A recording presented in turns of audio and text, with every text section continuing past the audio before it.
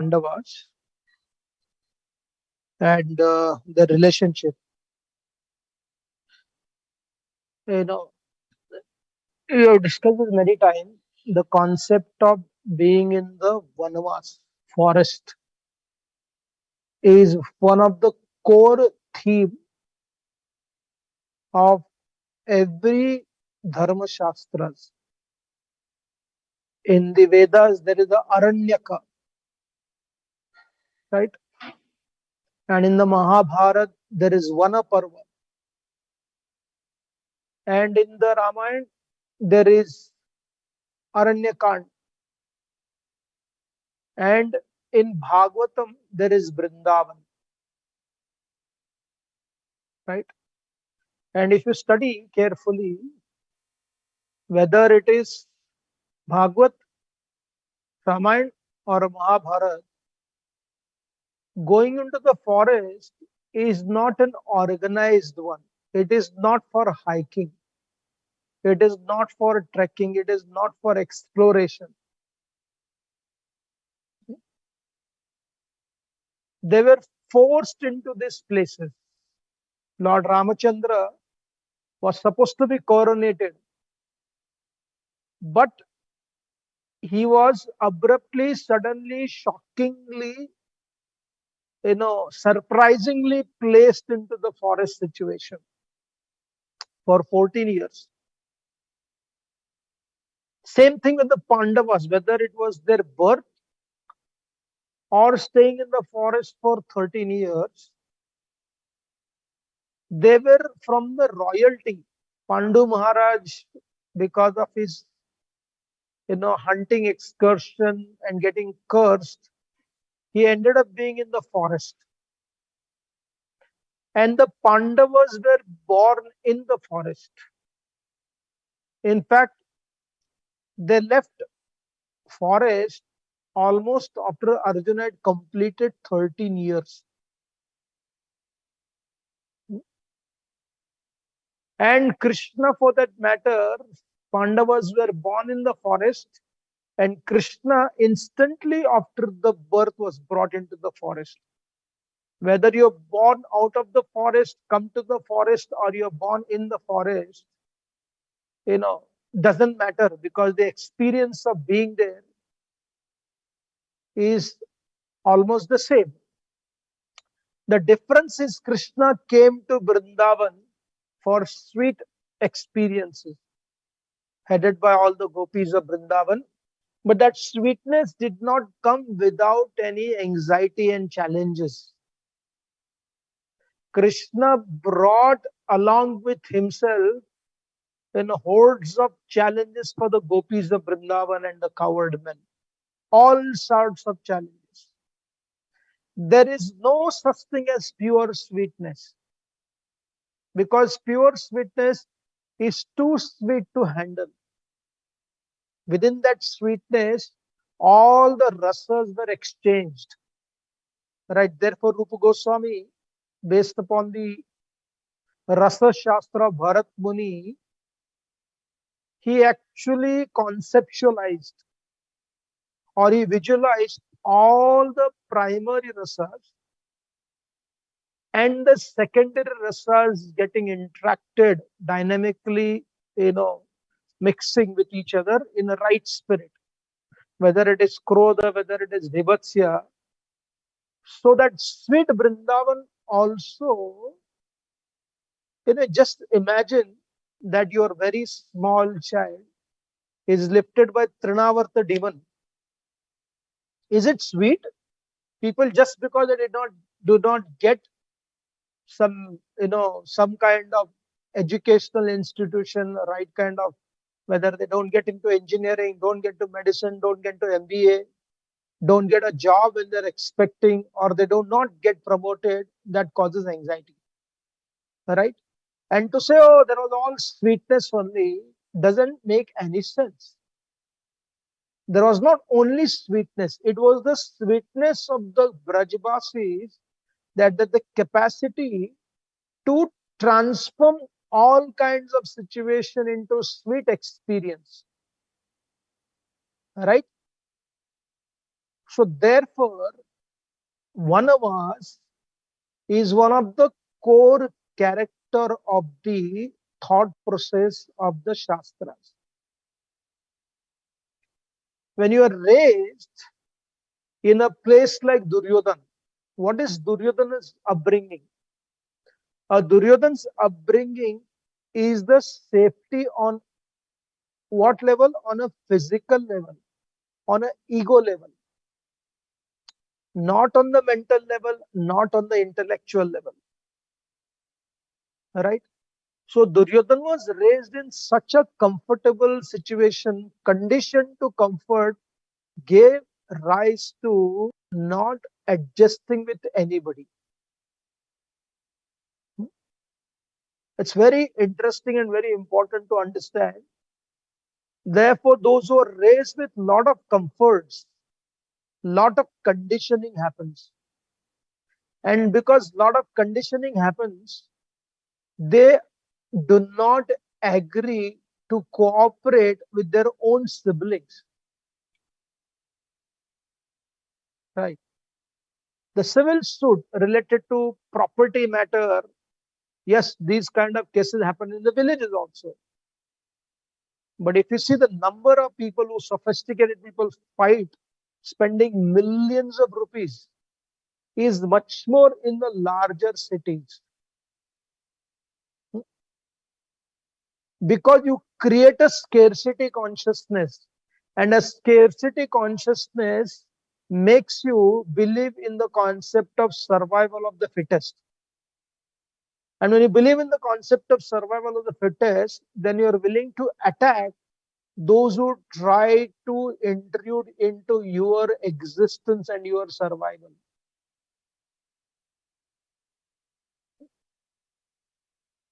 So Duryodhana, for that matter, he experienced limitation in great resources. Please understand. He was experiencing limitation in great resources with the arrival of the Pandavas. On the other hand, the Pandavas, apparently they were raised in a place where apparently there was limitless scarcity in regards to the comfort. But in regards to the resources, the natural resources, growing with great rishis, growing with, the wild animals in the forest, not only the wild animals, friendly animals also. Like I was wrote an article, not published yet. If you see in the human existence, the humans, they are the one who organize bloody wars. The humans are the one who organize systematic conflict.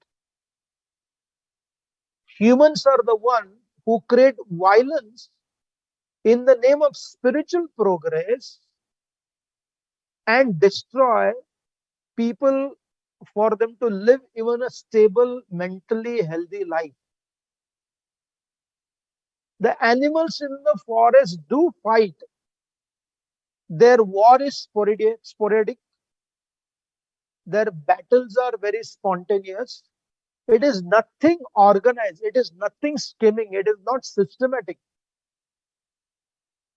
Right? There is no destruction of the forest when the animals go against each other. But when the human beings come together to fight with each other, they not only take their own self down the drain, but they actually destroy the larger human existence. The civilizations get destroyed. So therefore, the core principle of Vanavas, the core principle of Aranya, the core principle of Brindavan is the principle of accepting life with many diversities. Therefore, forest is not synonymous to the garden. And the river is not synonymous to the swimming pool. And life is not synonymous to march past. Hmm? In the march past, there is so much of harmony and synchrony. In fact, they go to such an extent, your breathing, becomes harmonized and synchronized. Could be the heartbeat also. What to speak of, other very, very, very clear, like the steps, your hand movement, your neck movement is very harmonious, but life is not designed like that. So therefore, the Vanavas which Pandavas experience, which Lord Ram experienced, when Lord Ram comes back to Ayodhya, one of the meetings between him and Kaikai is all about what the forest taught him. The forest did not make Lord Ramachandra bankrupt. The forest did not make Lord Ramachandra be poverty stricken. In fact, he told Mother Kaikai, I am very grateful that I was able to go to the forest, and because of that I got to know what love means. My father couldn't handle in my separation. I understood the affection of my father. I collected more and more brothers. My dear Mother Kaikai, Guha, Vibhishan, Sugriv, the great ambassador Hanumanji, the love of Bharat, the service attitude of Lakshman, the great loyalty of Mother Sita. He said, I could have never seen this without I being in the forest. And the same thing happened with the Pandavas.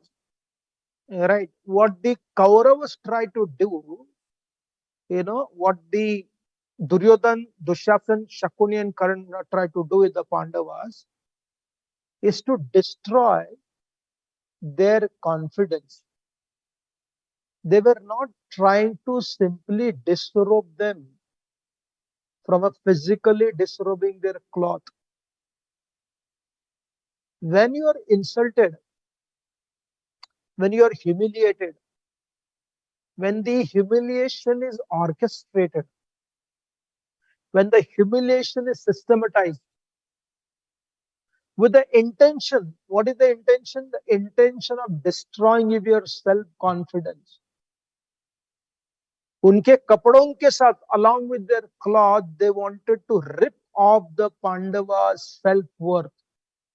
They wanted to destroy the great integrated relationships of the Pandavas. That did not happen, right? Almost it was there, but Draupadi, by her great perseverance and taking shelter, knowing very well when to take shelter and when to, perform one's own duties, she was able to call for Krishna, and he provided limitless resources at the last moment, and she was protected. Right? When the Pandavas came to the forest, they almost had no clothes. For a royalty, for your information, a king has a particular style how they operate. Even when you want to invite a president to your place, right? You can't invite anybody to be part of president's function. Even the spectators who come for that function, whether it is 300, 400, 500, their complete checking is done. What to speak of those people who share dais with the president, right? Lot of research happens, lot of inquiry happens, lot of preparation happens, right? You can't expect the president to walk casually. A president cannot have a casual talk, especially when he's, in the duty work. 10 minutes means 10 minutes, 12 minutes means 12 minutes. The secretary will come and he said, okay, let us now next meeting. Huh? So when Queen Victoria or Queen Elizabeth, if you have read a lot of history on that, when you go to serve her, you cannot raise your head. You cannot put your eye into the eyes of the queen. When you're talking to her, you cannot. That's a rule. Whether it is Aurangzeb's letter coming, whether it is sending it to Shivaji Maharaj's letter, there was a protocol even to receive the letter. Right? If you are the king of the kings, apparently so-called the Mughals, the invaders, they created their system like if the Aurangzeb, Akbar's letter is sent to their subordinate king, then that letter has to be brought in the palanquin and brought by some of the biggest officers of the subordinate king, and the subordinate king has to come down to receive that letter. He can't sit on his simhasana and read that letter. So this was the background of the Pandavas, and they were not any kings. Yudhishthira Maharaj had become the Chakravarti Samrat, under whose feet, under whose umbrella, all other so-called kings would offer their tributaries. And now in the forest, they are almost having nothing at their disposal. Lost everything. Right? But what they did not lose is their self-worth. One of the incident in the forest where all the students who followed Yudhishthira Maharaj saying that we can never be the citizens of Duryodhana. He said, we will stay without anything, but we want to be with you. Yudhishthira said, no, look. He said, I can't see you people walking with me and I can't provide you. That's not going to happen. So better you stay back in Hastinapur and don't give me the anxiety of not caring for you. They said, sir, we are here not to give you anxiety, but not to take any obligation from Duryodhana, and we will not ask anything from you, but we have to follow you. Just see, they removed Yudhishthira Maharaj's clothes, but they couldn't take away the royalty in his consciousness. And eventually got the Akshay Patra to serve the 60,000 students. So therefore, it is important by making somebody lose everything what he has. Right? You can take away his wealth. You can take away his position. You can cut off their hands also, which the Britishers did against our special skilled worker. But their spirit and their prana continues to act according to their propensity. And that is what the forest did for the Pandavas. It was regrouping, rebuilding. It is like the entire computer getting crashed. Right? Everything is lost. That is what the condition of the Pandavas. And they started showing their capacity, their ability from the very beginning. Right? Another lessons when they were in the forest, the Pandavas, they did not spend their time only regretting for what happened to them. Once in a while, the regret were uttered by Draupadi and Bhima. Very rarely Arjuna and Yudhishthira Maharaj. Arjuna hardly did that. Yudhishthira Maharaj to take the responsibility, sometime he would do that. But in their regret, they never questioned their relationship. They fought. There was a difference of opinion. Right? For the stand Yudhishthira Maharaj took. But Bhima never said, why the hell you are my brother? He said, you are not a proper Kshatriya. You are more of a Brahmana than a Kshatriya. But he never cancelled the relationship. Very interesting, very fascinating, right? And in their entire 13-year span, Krishna maximum came twice to meet them. Imagine, the Lord is there as an avatar. He is the most confidential friend, family member of the Pandavas. Even with that Lord Krishna being present as an avatar, it is not that he was constantly with them to take care of Pandavas. He taught some beautiful lesson to the Pandavas. What is that very fascinating lesson? Learn the art of self-defense. Don't expect Lord Ramachandra, Lord Krishna to come all the time to create miracle for you so that you take a next step. Next step they had to take. And very few times. I remember reading this book by one of the great teachers of Shivaji Maharaj, Ramdas Swami. Again, the entire experience of his traveling all over India, gave him a great desire that there has to be Swarajya, there has to be Hindu Swarajya, there has to be self-rule. Swarajya means Apna Raj. Swa means me, right? So when people would come to Swami Ramdas to beg him, we are in such a great difficulty, there are too many challenges, they would come and pray to Lord Ram. And Ramdas Swami mentioned very interesting things to them. He said, look, don't come to Lord Ram asking him to solve your problem. He said, this is not the nature of Ramdas. This is the nature of Shandadas. Right? He said, you come here and ask Lord Ramachandra to give you the capacity to fight the aggressor, fight the limitation, handle the challenges. And he said, become Samartha Ramdas, not a Samartha Ramdas. And therefore the statement, Jai Jai Raghuveer Samartha. भगवान राम के अनुयायी बनो, उनका बोझा मत बनो. Don't become his burden. Right?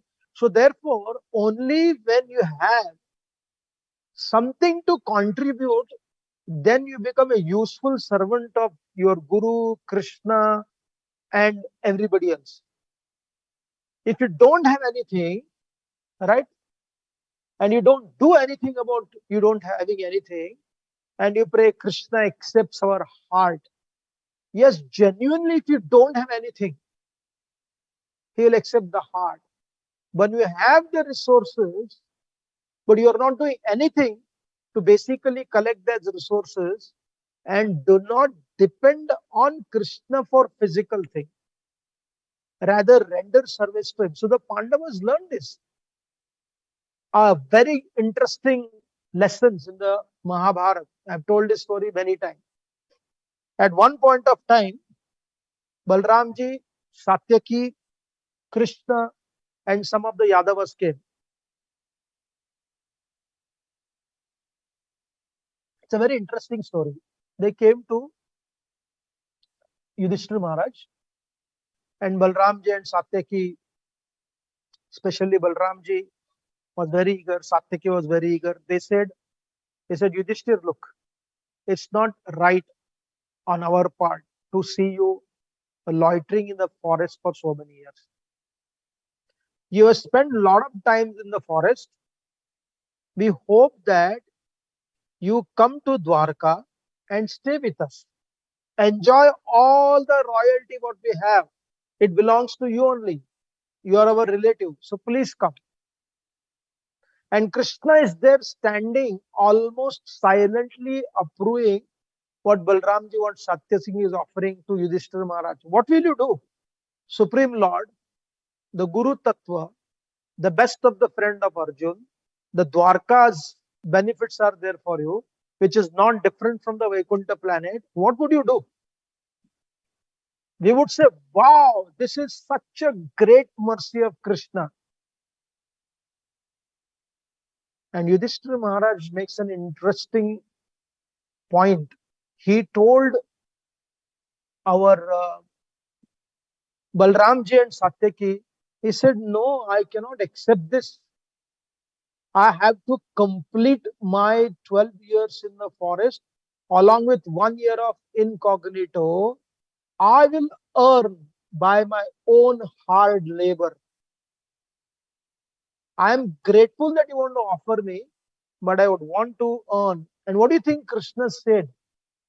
Krishna looked at Balramji, looked at Satyaki, and I said, I told you, I knew that Yudhishthira will not accept this. So the Lord was amazed. Lord was very happy. So therefore, it's very interesting to understand the grace of Krishna is not based on abruptly receiving some miraculous resources in your life. Oh my God, I was never expecting, that I will get into some one of the best medical college, but Krishna was kind, this happened. I didn't work for it. If you're speaking out of gratitude, that's very good. But if you're speaking as a reality, literally did not work and he got something amazing, that could become your habit. That could become our habit, expecting from Krishna to come to the forest and invite us to come out of the forest, and we accept that resources, live there, and forget our duties. Krishna said, I knew that Yudhishthira will not accept. The Lord did not chastise Yudhishthira Maharaj. That is what they learned in the forest. What is that? They learned in the forest performance of Purushartha.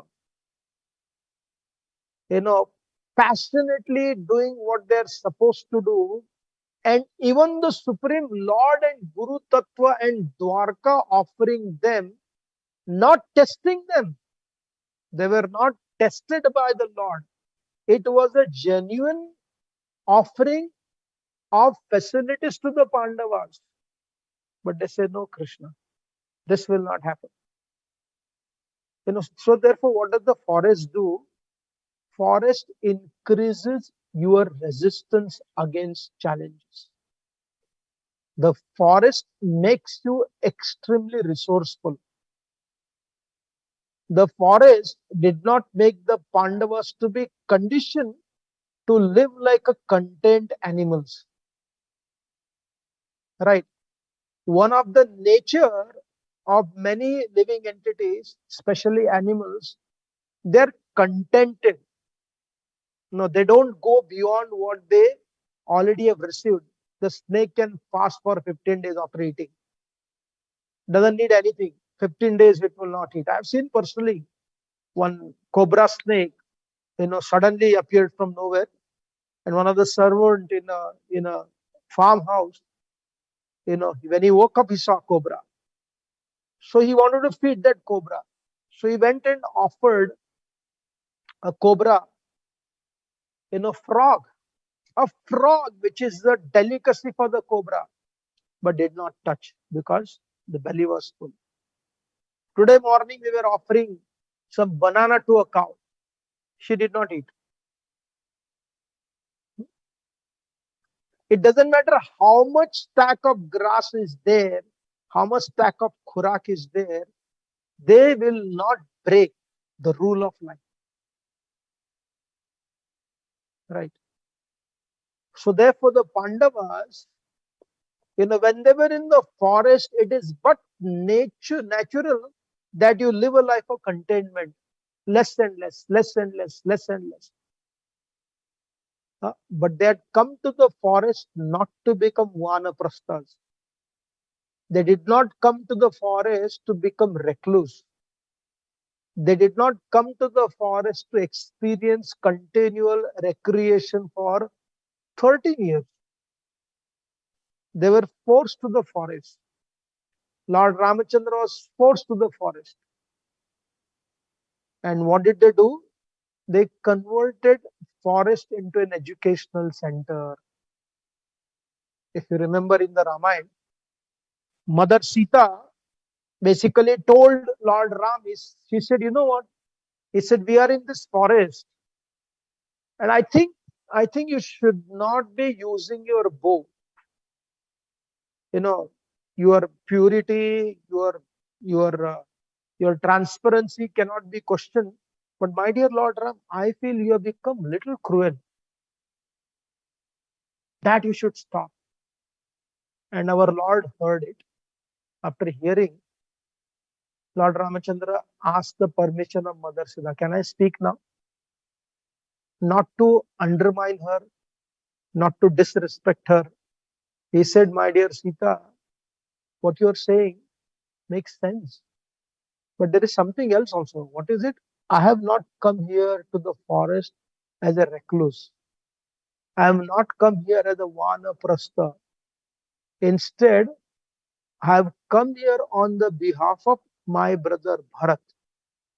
And whenever I see anybody calling for help from us, and if I hear the distress call from anywhere to the sages and the forest dwellers, my Dhanusha automatically rises.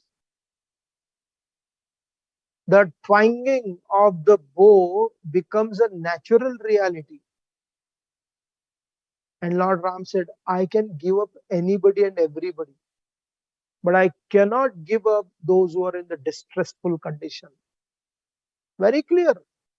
Ram did not become bound by the contentment. A growing person, an ambitious person, a young person, if they become very contented at the age of 20, I don't need anything. It's useless. What is the point of collecting everything? Death will come at any time. No, these are some of the obstacles for one to express their personal growth, which is centered around dharma and eventually contribute. The Pandavas did not enjoy the forest. They were preparing in the forest. They were collecting the resources. Right? When Yudhishthira Maharaj was challenged by Bhima, what is this nonsense thing for 13 years? Why should he follow their rules? Who are they to tell us? Who are they to dictate us? Why should he follow? Why do we obey them? No need to obey them. Get lost. I don't want to go here. I want to go back. So at one point of Yudhishthira Maharaj said, my dear Bhima, you think I don't want to go back? But if you go back now, mind you, he said, neither Drona, Kripacharya and Bhishma will be in our party. 100% they will not be in our party. And I tell you something more, he said, they will not stand neutral. I'm not saying maybe, may not be. He said, I'm telling you with great assurance that Drona, Kripa, Bhishma will not stand neutral. Rather, they will raise their weapons against us and shoot arrows at us. We have a right intentions, we have a right anger, but we do not have the resources, my dear brother. We need to collect those resources. And therefore, Yudhishthira Maharaj sent our Arjuna to collect more and more resources. That is the time where Bhima developed deep friendship with Hanumanji, who agreed upon to sit on the flag of Arjuna. Not only sit in the flag of Arjuna, when the Pandavas would roar, they would roar, Hanumanji was adding his prana in the roar of the Pandavas also. Basically, Hanumanji was not battling, but his roar was there with the Pandavas to support them. A great resources. Right? When Arjuna went to the heavenly planets, within the forest, he went to the heavenly planets. What do you think he was enjoying? He supported the Devatas. And interestingly, in all these years, he learned many arts also.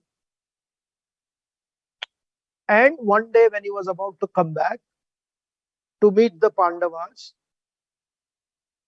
And that is the time when the Pandavas, when Arjuna was in the heavenly planets, the Pandavas were experiencing great separation from Arjuna. Otherwise, most of the time they would stay in Kamyavan and they would go to Dvaitavan. Kamyavan, Dvaitavan, Kamyavan, Dvaitavan. And there is a great interesting story behind that also. I'll try to say if I have the time. So that time, they told Daumya Rishi, he said, this place is basically, making us very uncomfortable because Arjuna is not there. Can we do something? That is the time Daumya suggested them. He said, let us go across all the four corners of Bharatavarsha. South, north, east, west.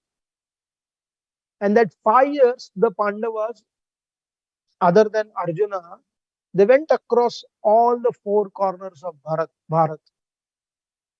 If Bharat was not one Rashtra, one stupid politician made that statement, right? India is a collection of union. It is not a nation. And somebody made a comment, yeah, body is nothing but collection of organs, except the brain is not there with him.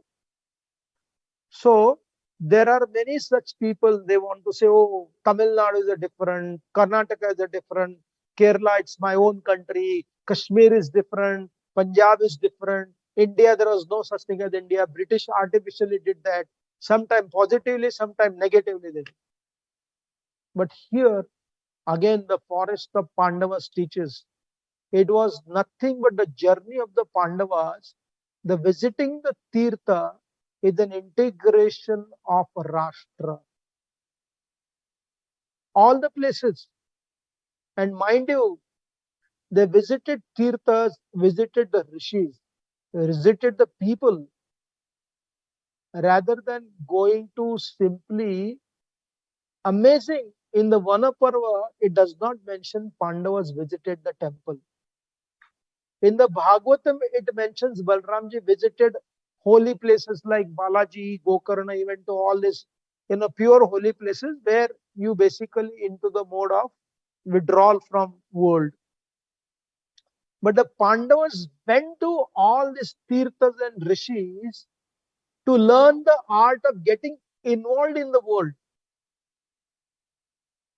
To the extent Arjuna learned the art of singing, Arjuna learned the art of playing veena, Arjuna learned the art of dance, Arjuna learned the art of braiding the hair, Arjuna learned the art of making amazing rangoli.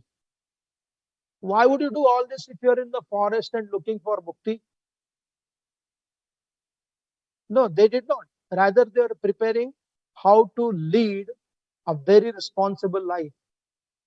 And Yudhishthira Maharaj, for that matter, in the forest, he knew what was his weakness, which was the great strength of the Kurus, that not knowing the art of gambling. And one of the Rishi taught him how to gamble also. So that in the next time, when the Kurus tried to attack, he could defeat them in the gambling match also. And when Arjuna was in the heavenly planet, he was absolutely not fascinated by the heavens. Most of the time he went on behalf of the Devatas to fight battles, many Rakshasas. And eventually when he was about to come back, the final part of his returns, what happened? That Indra threw a big party for Arjuna. And in that party, when some of these top Bharatnatyam dancers or ballet dancers who are so expert, India got talent, West got talent, England got talent. When people see their dancing skill, people go crazy. Wow, right? They go mad. Now imagine in front of Arjuna, the Apsaras, Ramba, Tilottame, Purvachitti, all this kind of Apsaras are dancing. The music, the rhythm, the raga, tala, bhava is of another level only. It is impossible for you not to be absorbed in it. And the Mahabharata explains that Arjuna respected their performance. He did not close his eyes. He did not act very artificial about this. He was respectful to their dance, but he was not at all interested in their dance. Our Vasudev explains he was constantly remembering his brothers, his Draupadi, and going back to the land of Himalayas. Imagine what kind of natural commitment was there. And when Urvashi started dancing, and her dance, she was born by the thighs of Lord Narayan. When something comes from Lord Narayan, everything comes from Lord Narayan, especially Urvashi coming from Lord Narayan, imagine what kind of power she has to fascinate. And when she started dancing, Arjuna was fascinated by her dance skill. He was marveling her vidya. He became stupefied, stunned by her dance with appreciation. And Indra thought something else only about it. And he was cursed also. You can imagine you have done everything to bring all the resources back, but you come back as a eunuch. कुछ भी नहीं कर सकते हो. You come back as a eunuch. Of course, Indra gave him solace. He said, you'll have the capacity to use this for the right reason at the right time. Arjuna became he became our eunuch for 1 year, a great soldier, and taught dance to some of the most ordinary girls, and also the great royal girl Uttara. Imagine what kind of humility he had. So the Pandavas in the forest learned not getting conditioning to one thing. Right? Sometimes people are very conditioned. Oh, you know what? I was wearing this kind of shoes for 20 years. I can't stay without it. Oh, I can't sleep here. Oh, I can't stay without this kind of clothes. All right. These were conditioned to stay in the royal family. But they were not conditioned to royalty. Neither they were conditioned to forest, but they were conditioned to what has to be done today at this time. Right? That's the great Pandavas. And therefore, the last year, the part of their Vanavasa is incognito. They took such a humble position. Draupadi, she is basically nothing but an extension of goddess of fortune of the heavenly planets. Heavenly planets. Right? How much she was, and she did not get a birth like ordinary people. She appeared from the fire for a particular purpose. She never had an ordinary life compared to others. And that Draupadi in the forest, she becomes the maid servant of Sudakshina for 1 year, making Chandan for someone who was much more subordinate to herself. The sister of Kichak and the wife of Virata.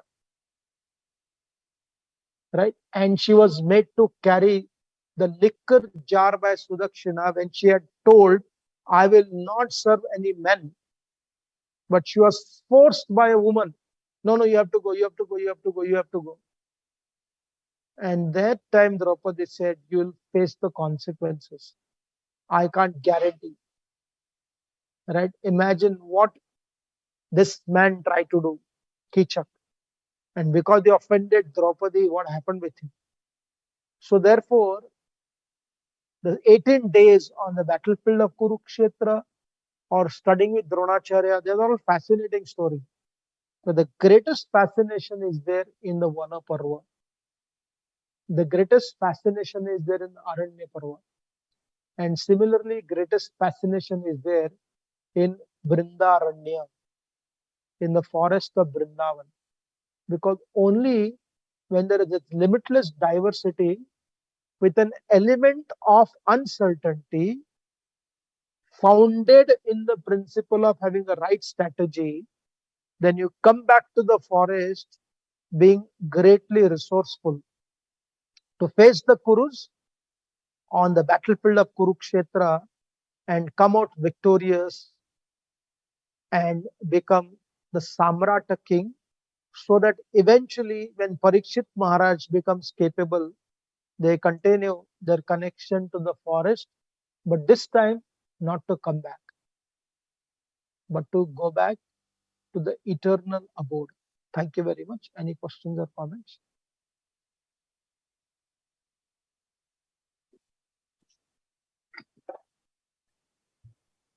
Hare Krishna, we request all the participants to either raise their hands so we can unmute, or they can type their questions in the chat box.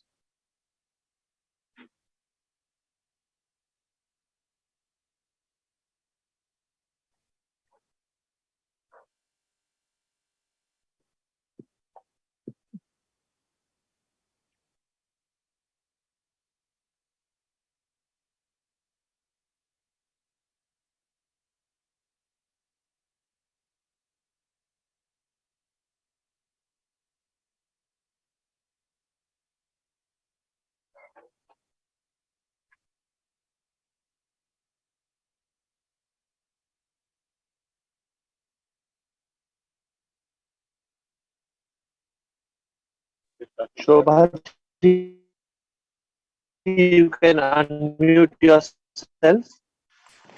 Hare Krishna, Prabhuji. Hare Krishna. Am I audible, Prabhuji? Yeah. Yeah. Hare Krishna, Prabhuji. Dandavat Pranam. I just wanted to ask, like you said, that Arjuna and Pandavas, all the Pandavas, and everyone should not ask Lord for the help. So, like, we are not that intelligent and we cannot understand what to do next. So we always go to God and ask Him that we are not understanding. Please help us to understand what should we do and clear our difficulties in doing such and such work. So is that right, or what should be our steps then?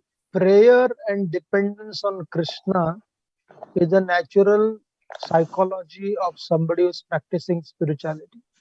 Absolutely, there is nothing wrong in that. But the problem is when our prayers become protest, right? What is the nature of a protesters? The protester's nature is that you have to fulfill my demand. If you don't, then we'll pelt stones, we'll burn the buses. The nature of living entity, unfortunately, in the conditional stage, they begin with prayer and they conclude with protest. All right. So therefore, what Pandavas learn from the forest life is that we are dependent on Krishna absolutely for our breathing also. But at the same time, the Lord has provided limitless resources for us to become self-sufficient. Right. So if you do not become self-sufficient based upon all the resources He has given, whether it is intelligence, whether it is monitor, whether it is mentorship, whether it is personal learning, or by the power of time, if you don't use that and you say, oh, Krishna, you have to help me, then rather than becoming a servant of Krishna, you become burdened to Krishna. You means all of us. That is the point we are learning from. So therefore, whether we are in good condition, bad condition, happy condition, whatever condition, that is immaterial, because no condition is fixed condition. Happy condition, bad condition. You want to be always connected to the Lord, right? Want to be grateful. But He is teaching us something, that expectation and prayer should not become a demand. And that is what creates a distance between the living entity and Bhagwan. And therefore, what it is saying, that if you become Samartha, then you become a good sevak. You offer more and more seva. Now, Samartha doesn't mean that, having a better connection to your guru, better connection to a counselor, better connection to some senior temple devotees or somebody like that. They may give you a seat for watching a nice movie, or they may give a seat for you to watch a drama. They may give a place for you to see a lecture if your spiritual master close by. These kind of benefits are very short-lived. But if they can help us to empower to stand on your own feet and offer those resources to serve others so that they can be connected to the grace of the Supreme Lord. That is what the Pandavas were teaching us. Of course we pray, but it should not turn into a protest or aggression. I have to get it because I've done so much. Thank you, Prabhuji. Thank you so much. We request Rohit? Rohit ji to ask the question. Hare Krishna, Guruji. Guruji, in initial part of your class, you're mentioning like how Bhima he disagreed with Yudhishthir, but he kind of did not rejected him. So on a personal level, just wanted to ask like how like in a relationship and be it any because how to accept some conceptions one may have like another person, which actually sticks with that person and you always smell that. So accepting some habits or some incidents is fine, like forgetting or neglecting, but sometimes concepts are there and it is tough to accept that person with those concepts. So how to deal in that regard, if you can share something. So philosophically, in one sense, philosophy should not be the cause of distinction between, a relationship problem should not come. It's very important to understand, like if somebody has a philosophical difference, that should not be cause of differences in relationship because the philosophical difference is a very personal one that would never be part of. You'll see hundreds of Indian families where parents are practicing something else, daughter is practicing something else, son is practicing something else, right? So therefore, that was not a problem of contention. The problem of contention would happen based upon where there is a conflict in regards to how they operate on a material platform. Whether it is a business like your brother, sister, or a friend, the greatest conflict would come in these aspects. And if you realize, I cannot work with them, it is difficult to work with them. So you are breaking a working relationship, not a relationship itself. Please understand the difference. You may break the working relationship, but you may not break the relationship itself. You don't make a big issue out of it. Like sometimes people break up. They don't want to continue the relationship. But sometimes one party plays the victim card. Somebody was telling in the afternoon. Sometimes the girl goes around speaking ill about where the breakup happened, creating a story which is non-existent. Or the guy does the same thing, slandering the girl of something she never exhibited those qualities. Or when the husband and wife break up, the wife or a husband, they poison their own child against each other. What is the fault of that child in regards to showing their, why the parent should do that? So therefore, these are life lessons, unfortunately, are not at all taught in the schools, education system. We come out having a great degree, but no common sense of interaction. Right? So therefore, where we are not supposed to create a conflict, we create there. and where we are supposed to deal discreetly about, keeping a distant relationship. You can't break any relationship for that matter. Nobody, even the divorced people cannot, because that energy stays with you for the rest of your life. So therefore, these learnings is what the Mahabharata had provided, because it's a history. History means synonymous to life. All right. And unfortunately, we don't learn that. So much are missing on. Today, I was talking to a uh, very well-known Ayurvedic doctor. Simple thing he was talking about. Last week I did on Ayurveda, and this time I met him, and profound understanding. He said, any science of the Vedas, Ayurveda, Jyotish Shastra, he said, Ayurveda is not a Vigyan, it is a Shastra. There is a big difference between Vigyan and Shastra. Vigyan looks for direct perception alone. Shastra harmonizes Pratyaksha Praman, Anuman Praman, and Shabda Praman. Right? He talked about something about wateriness in the water. I said, what is that? There is a wateriness in the water. Sounds very cryptical, but when he explained properly, I was fascinated. I will not explain that. Maybe we will invite him once to speak so that he can explain certain concept. And he said how Ayurveda has been made into simply a herbal science. No, it has Aushadhi, it has Upasana, and it has Sadhana. All the three aspects are there. Then the growth becomes extremely great. And that is our misfortune. Indians, the great storehouse is there below the pillow only, behind our backyard, with our grandmother, with our grandparents, or a grand old lady who had come to your house as a maid servant. Right? So many things are there, but we are missing on that knowledge of a great interaction, which was easily practicable. Sometimes we see devotees, any spiritualist, when you take to some path, they judge everybody based upon that. Oh, my mother is not. Oh, my mother is not doing Sudarshan Kriya. Oh, my mother is not doing Shambhavi Kriya. Oh, my mother is not doing that. That means she is not my favorable association.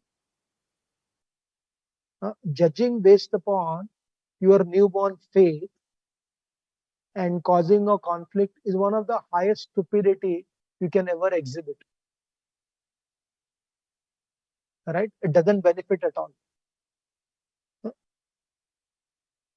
Does it make sense? Do you have any other question? Somebody asked.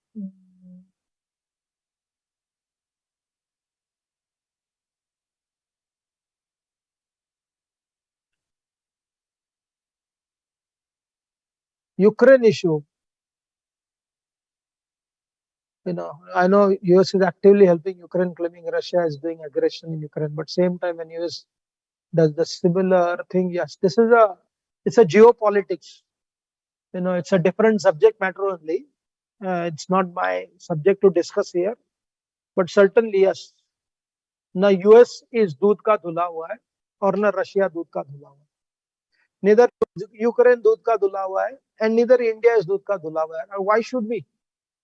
Why should we act so transparent at the cost of losing your... See, when it comes to politics, you cannot be a sage. You can be Rajarsi.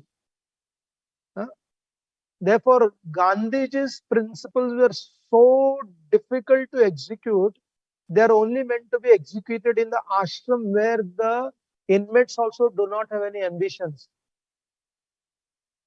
Right? If they have an ambition that I want to be the top leader, I want to be doing this, I want to be doing that, then there also the politics will happen. The Gandhi philosophy will not be implemented. Trinadapi Sunichan will be chanted in the morning times. The rest of the time it's a survival of the fittest, right? So therefore when you understand this, that how India has to operate, how no countries are enemies or friend, they are simply convenience according to what you need to do now, like we do in the business, like we do in sitting in the train, like we do it going to the police station. These are part of life where you develop relationship, and what dharma says, you make your profit. You compete with others, but don't destroy others to such an extent that they're completely destroyed, unless they're your worst enemy. When it comes to Pakistan and China, there is no question of coexistence. You think China and Pakistan want India to flourish? If they are given the free hand, they want to destroy, if not every Pakistani believes. It doesn't matter, large number of Pakistani does not believe, but the ideology and the political reality would want India to bleed continuously for the rest of eternity as long as it survives. If you don't understand this, if people don't understand this, they should actually go to the forest, remove all their cloths which they are produced, buying from the factory, live like Shukadeva Goswami, drinking just half glass of milk, right? So therefore, these things, political alertness, social sensitivity, and spiritual absorption, as long as we don't learn, we'll keep blundering to ourselves and to others.